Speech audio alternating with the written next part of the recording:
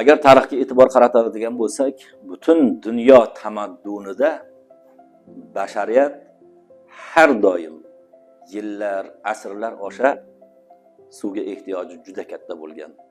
Suv bu obi hayot manbai. Demak, suvni ehtiyojimizga qarab ishlatish, unda isrof qilmaslik hammamiz uchun ham burch, ham mas'uliyat. Ana shu kelajakda keladigan keyingi 2030-2040-yillarni o'sha olib borilgan tadqiqotlarga ko'ra, mutaxassislarning fikriga ko'ra, butun yer yuzida suv tanqisligi avj oladi. Xo'p, bunga tayyorgarligimiz qanday? Bu fojiani oldini olish uchun biz asosan nimalarga e'tibor qaratishimiz zarur?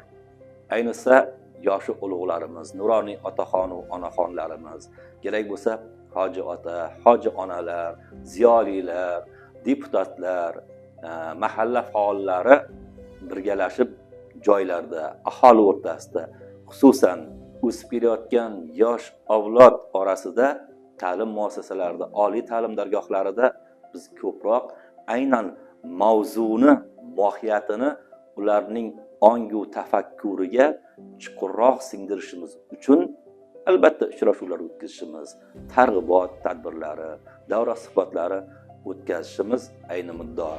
Barchamizga yaxshi ma'lumki, odamzod issiqlik tizimisiz yashashi mumkin. Shuningdek, ma'lum muddat tunlari chiroqsiz ham yashashi mumkin.